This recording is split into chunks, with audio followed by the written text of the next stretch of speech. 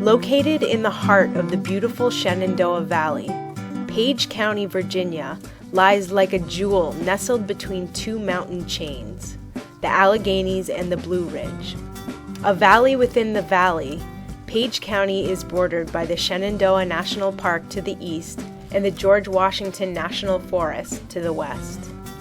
The area attracts visitors with its quiet beauty and large rustic farmhouses, barns, and rolling pasture lands.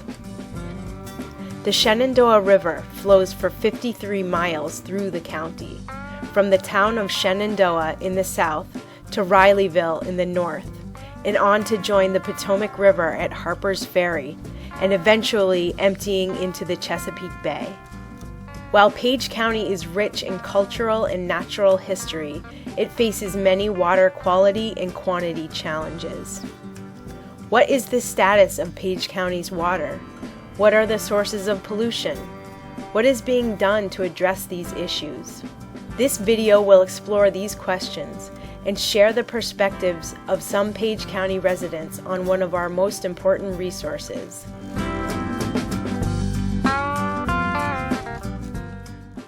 In Page County, the water quality issues we see most often are fecal coliform or E. coli, different forms of bacteria in the water. The source of that is the guts of warm-blooded animals. So like what you hear in the background right now, all of the ducks that are on the river. Also, pet waste can be a source of bacteria. So as you get more people moving into the area with pets, maybe bringing them down to walk them along the river, unless they're picking up after their pets, then that could be an increased problem. Also humans, maybe if somebody has a straight pipe, meaning that they are discharging their household waste directly into the stream, then we also have sources like livestock. When cows are in the stream, just like when ducks are in the stream, then you're going to get E. coli coming into the water. And our water quality standards for bacteria are based on swimming. So they're based on our public beaches and things like that. So we would want Hawksbill to be like, a public lake that you might go swimming at. We also see what we call benthic or aquatic life impairments. Those bugs that live in the stream bottom, they need all the spaces that exist between the rocks. That's where they live and where they find food, all sorts of things. Benthic impairment can be caused by a number of different things. It could be that there's too much sediment, soil, particles getting down into the creek. And when that happens, there's a whole chain of events that can set off. The fish that eat those critters then find, well, they're not here, so where do the fish go? They have to go elsewhere. And the birds that eat the fish then are not finding them. So you may think, well, it's just a tiny little bug in the bottom of the stream that we're never going to see. But in the end, you may find that there's other things that you start to miss. We also see temperature impairments, maybe in more urbanized areas where there's a lot of paved surfaces. So the water that's running off of the pavement's really being heated by the sunlight before it gets to the stream. If you think about, people, how much a temperature change affects us, and think about critters that are living in the stream. Everybody loves to fish trout, and there's that specific threshold. Once the water temperature gets above a certain level, then those trout aren't going to be viable in that stream.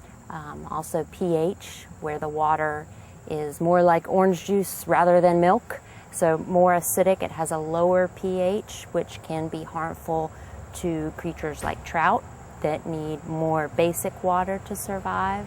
Also, mercury is an issue that we see in the South Fork. The mercury is what we call a legacy contaminant, so it's hung around for a while, and it came from DuPont, which was in Waynesboro, and mercury was discharged into the stream. And now they've done a study to figure out, well, where is all that mercury now? And of course, some of it's made its way downstream, but a lot of it is actually still stored in the banks of the river and actually in the bottom of the river in the soil. So that one is very complex.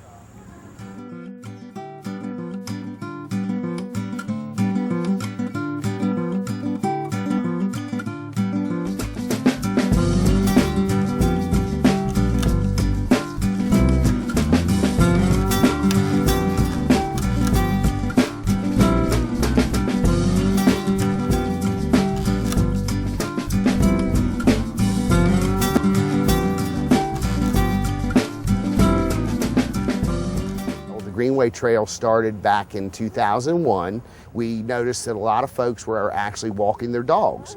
So we said, well, of course, with the fecal issues in the creek, trying to keep it as clean as we possibly can, so we installed dog mitt dispensers at all of our phases of the trail. Not only are they on the Greenway, but Luray has 300 acres of parklands. Now, each and every one of our parks has the dog mitt dispensers. As this Greenway has grown and more people come out to it and more dogs come, people are really using the mitts, and we certainly appreciate that. And it's helping the water quality of the stream.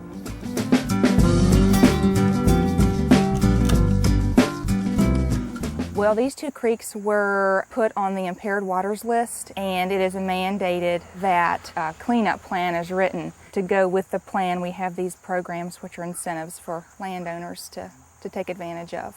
The residential program is open to landowners in the Mill Creek and Hawksbill Creek watersheds. It does provide technical and financial assistance for people to get their septic tank pumped out, replace failing systems, or install systems to replace straight pipes. Based on your income, you could potentially get up to 75% of assistance to help get your septic repaired or to replace straight pipes, which are a major contributor to the bacteria. Everybody that I've worked with has been a successful project, and they're very appreciative of this assistance. Our district also works with farmers, but our main focus, since these creeks are impaired for bacteria, is to concentrate on excluding livestock from the streams, planting riparian buffers to go along with that to control erosion and sedimentation. Soil is a precious thing, and most farmers want to keep as much on their property as possible, so if you have that eroding stream bank, you're losing valuable soil. Our office does provide technical assistance. Staff can come out to your farm, to your home, to help you decide what's the best practice to use and help you all along the way.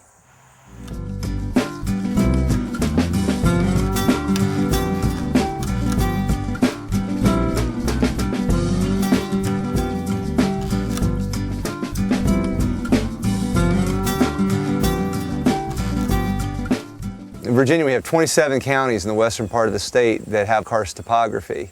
Karst is a landscape that's produced by the dissolving of rock. Now, there are many different kinds of karst landscapes. The one in the valley is a pretty classic karst landscape. It's got sinkholes, it has caves, and it has big springs.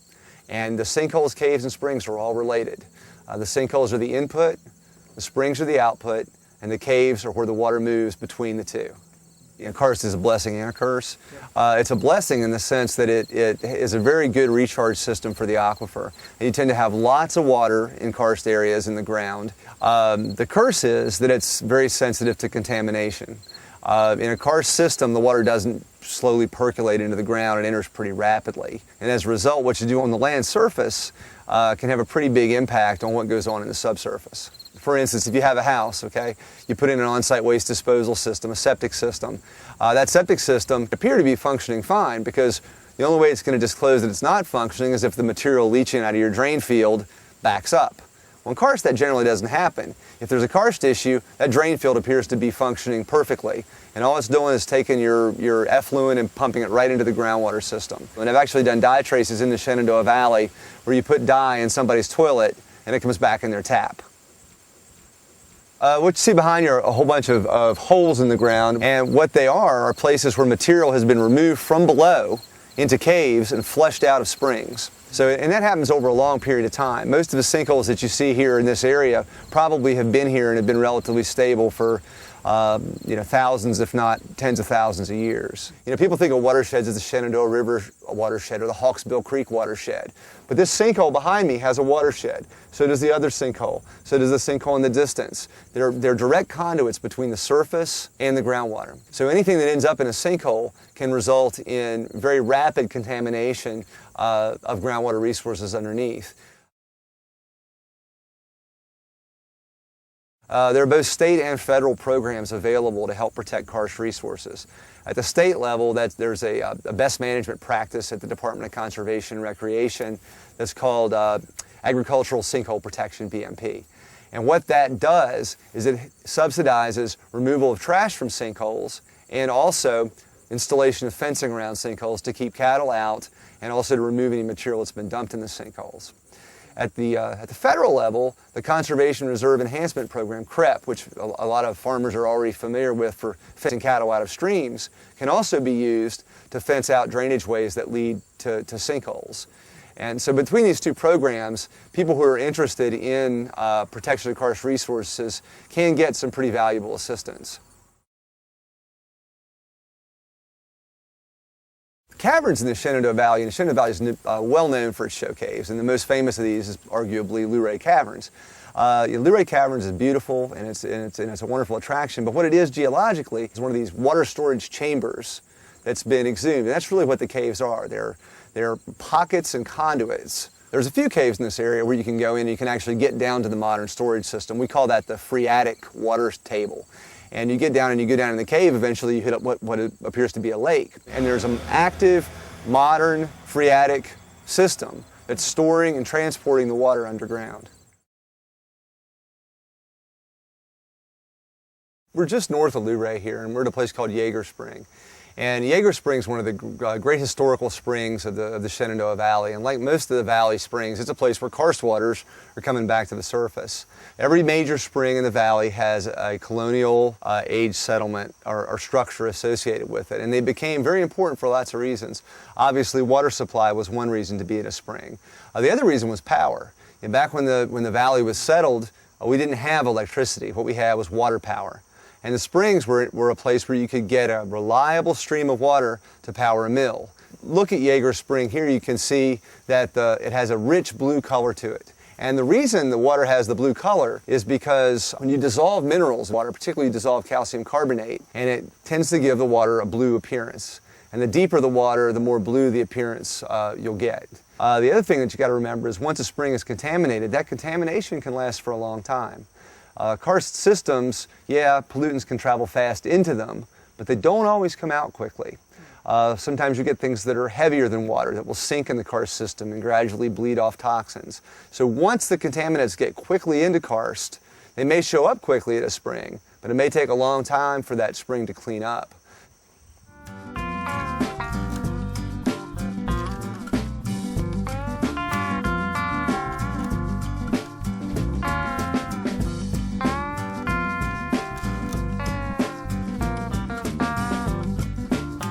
We opened in 1970, and we've started to do a trash pickup even back then. Years ago, we didn't have a landfill, and so people had dumps along the river, and they would just dump their appliances, their tires, their sofas, or whatever down over the hill and it went into the river. What exactly have you guys found here? Tires, a couple beers, a soccer ball, a what? A flip-flop.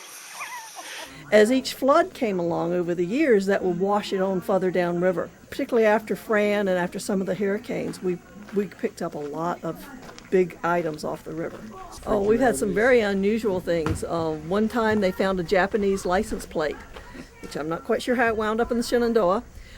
They found back seats of vans, refrigerator pieces, big oil drums that have floated down. We just love people to come out and enjoy the Shenandoah. If the river has issues like there's a lot of algae, people will not be as comfortable on the river because they come out here and see the Shenandoah Valley and especially the Shenandoah River as a pristine outdoor experience.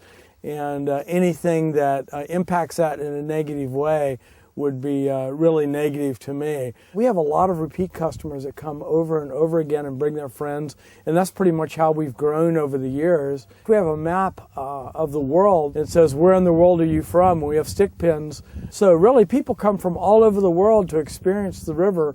I have people come off the river that almost seem transformed. They just can't believe that it's as nice as it really is. So here we have an example of some river grasses, but and a lot of algae that's been gathered up on the river here.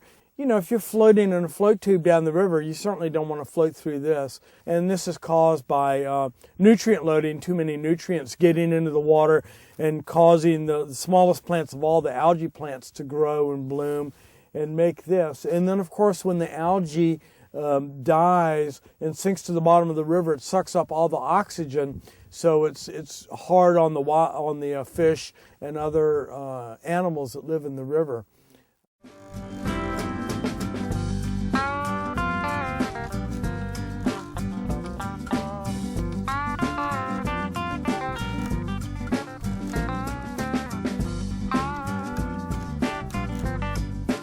The history of the fish kills started in Virginia in the North Fork Shenandoah River. The first kill was in 2004, and we're seeing lesions and bacterial lesions and other sorts of anomalies. Since 2004 and 5, the kills have not been as extensive or severe. The fish kill that comes to people's minds is, well, the water just turns white with dead fish bodies floating down. And our fish kills that we've been experiencing in the Shenandoah River, they are very subtle. There's not a lot of fish. You don't see a lot of dead fish at one time. I will say that the first year or two of these kills, you could see numerous dead fish along the banks of the river, but in recent years, it's been very few. Probably the two leading theories right now that are on the table. One is a primary pathogen, a bacteria that can harm these fish, kill these fish. The other theory is there are contaminants in the watershed that end up in the water that affect the immune system of these fish, that weakens their immune system. And I use the analogy where it's like humans say, you get run down, you don't get enough sleep, you don't eat right. Now you're more susceptible to catching a common cold that's, a cold virus that's around you. And that's what these fish, we think there's some chemical contaminants that affect these fish, that their immune system can't ward off or fight off bacteria and other pathogens that are around them all the time.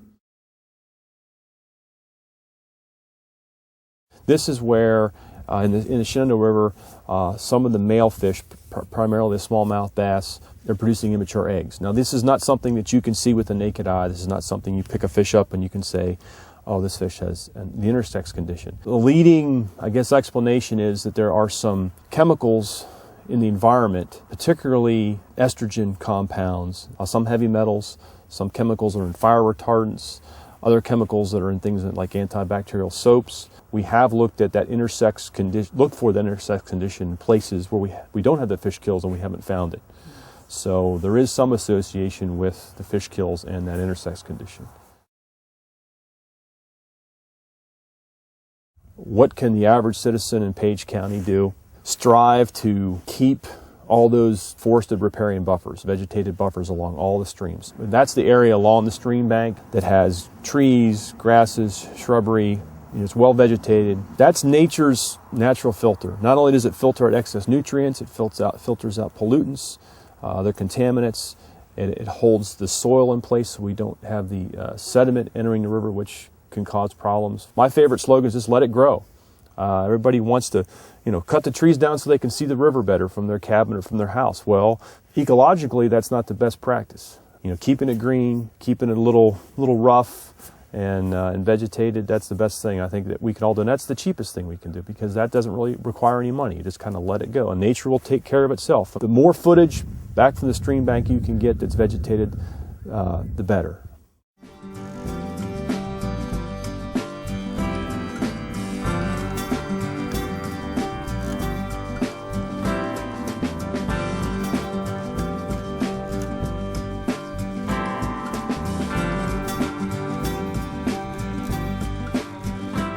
We lived in Rileyville, which is north of Luray, and very rural community. I think back to what my father would say, we would talk about farming and he would say it's not just a job and not just a way to earn a living, it's a lifestyle and it's a commitment to a way of life. Well, I was born right here and I went to school and then finished college in '81 and came right on back here to school to farm with my dad. It's just a family farm that probably has run about 4 generations now. My grandfather farmed full-time on the family farm. My father came back and started farming and started a business in the 50s. I grew up with it, left and went to school but came back. land stewardship, you know, and what that means to me, it's a land ethic. You know, it is caring for the land, trying to understand the ecological cycles of water, soil, nutrients, and how we fit into that picture. You got to take care of what you got. And that don't mean not using it. I mean, you got to use it for what it's meant to be used for, but at the same time, you got to realize, yeah, I need to use it this year, but then I also need to use it next year. Farmers know. I mean, we might not have it written down on paper exactly the guidelines that are supposed to be gone by, but we got pretty good common sense. Farmers do a darn good job, more so than maybe a lot of people realize. One of the things we've done the last couple of years is try to fence the cattle out of the streams and set aside some land for the CREP programs that will enhance wildlife and plant some trees that'll grow into habitat, mainly keep the stream banks from eroding and also as a buffer zone to keep any of the farming nutrients or fertilizers out of the streams. You know, looking at everything from conserving water, using drought-resistant crops when practicable, finding ways to improve the health of the soil so that a healthy soil retains more moisture, finding those things that would help us retain water and moisture in soil, prevent erosion, as well as protecting what goes into the water. We have a well, so we drink from that groundwater, and so it's important to us to be able to make sure we can protect that to the best of our ability. We're not out here putting up a sign saying, you know, I did this already, you know, I did that, you know. There's things here and there's a pond back there that's been fenced off for 25 years. We could do it because it fit the situation. Now there's other situations here it's not quite as feasible or as easy to do. So do the best you can, and in the end, you'll take care of the land and the land will take care of you. It's a whole lot better than most people think. I mean, some days don't look the best, but boy, every spring it comes out looking pretty good. The conservation easement is something that prohibits the land from being subdivided in the future. It prevents 100 acres from being cut up into 10-acre tracts with 10 houses on it in the future. But its ultimate goal is to keep the land in one piece and not have it developed. This is a way that you can maintain the land and pass it on to the next generation. I think it's an excellent program. The financial incentives are very worthwhile doing, and if you enjoy the view and enjoy having a farm that you work all your life on, I think it's a good legacy to put in place. An ag forestal district, that's something that's basically initiated by landowners, and the goal is to be able to keep it in agriculture, to keep it in timber production and open space. And an ag forestal district, if approved by the county, the land will be kept in production of agriculture, timber use, or open space. And the county basically agrees not to encourage infrastructure that would make it more residential or tend to increase commercial activities in the area. So it's a way of protecting the rural integrity of the area and hopefully doing it in such a way that keeps it viable for the farmers as well. I mean, Page County ranks right up there in agriculture, and it's for a reason that there's a lot of good people here that do a lot of hard work with agriculture and have already been preserving their land without saying that you got to do it. You know, they had enough sense to go ahead and do it. In the end, it's, you know, common sense. There are a lot of common sense approaches. It makes sense not to dump things into our water supply. It makes sense to protect the soil, make sure it retains its health so it's productive. So they should go hand in hand.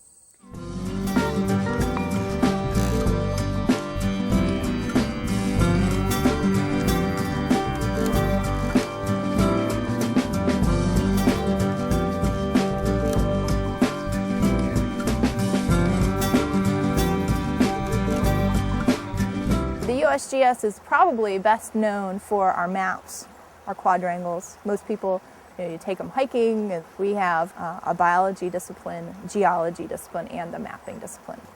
Well, this is the South Fork Shenandoah River at Kaufman Mill, which is just downstream of our USGS stream gauge at Luray. The primary goal is to create kind of a baseline understanding for seasonal stream flows and how much water is necessary to maintain a healthy ecosystem. The two main tributaries of the Shenandoah River are the North Fork Shenandoah River and the South Fork Shenandoah River.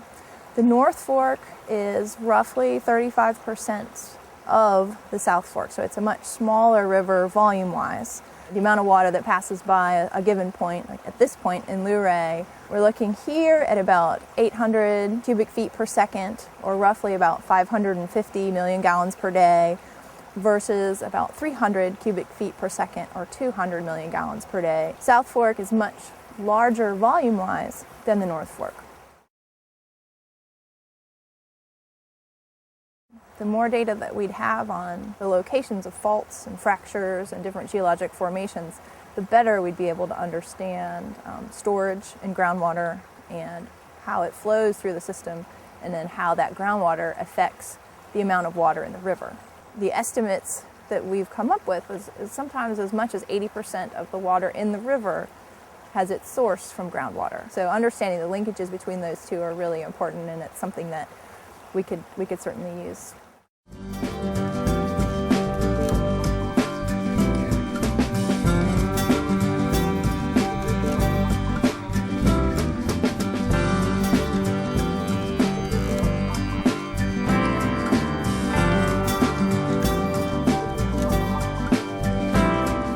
This farm is, of course, the site of the historic White House. It's probably one of the best known landmarks, historic landmarks in Page County. Page County is very proud of it. What we've done in the last 6 months is we've gone in and worked with some government programs to block our cattle from some ponds that we have up on the top of the farm. We've got a man-made pond up there, and then we have some karst ponds as well, and some karst sinkholes, I guess you would call them. And so we went in and did a cost-sharing program with Shenandoah Soil and Water Conservation District, where they reimburse us for 75% of what we spend on all the fencing and the watering systems. We've noticed an increased yield in the amount of cattle we've been able to put on the land. The fellow who's farming it down there, it's the only farm that he had cattle on in late August that he didn't have to bring hay to, because we were using the rotational pasture grazing system. So, at the end of the day, the payback, I think, is going to be definitely there. It's important, of course, the Shenandoah River here to have proper buffers around not only it, but also the streams. There was cattle grazing down in this area down here. So I made a commitment to myself, which I later put into writing in the deed through a conservation easement, that I would take this area down here and make it all a natural environment and maintain it as a natural native environment. The farmers here said that saw quail down here for the first time in years, and that's because of the change in vegetation. Your typical field fescues they're not conducive to encouraging quail.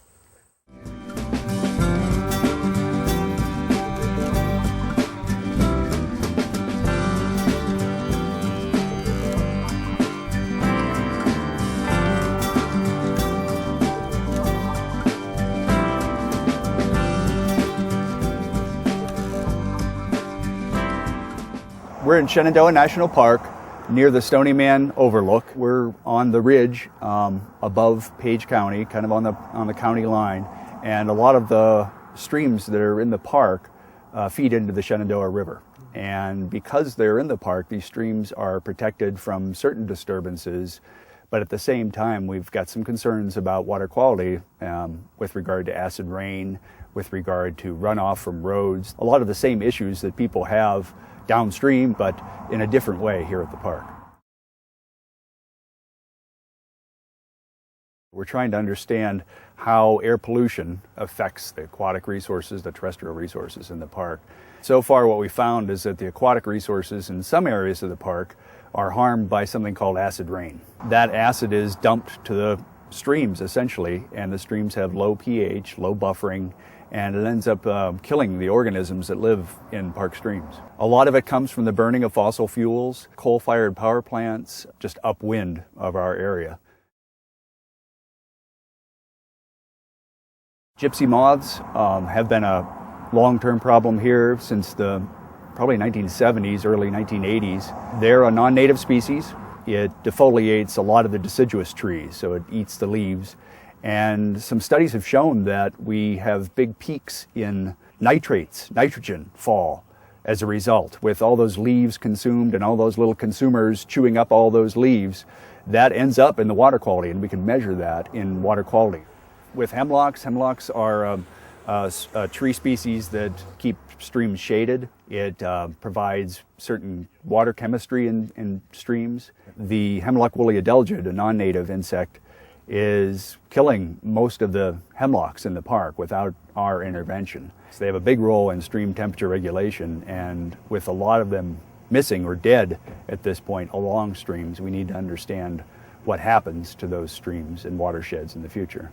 The mandate of the Park Service is to conserve these areas and to try to keep them for the long term. We're not here for 20 years or 50 years or 100 years. It's for future generations. And so to do that, we need to understand ecological processes because we're in for the long haul. The Shenandoah River in Page County has been treasured by the residents here for generations.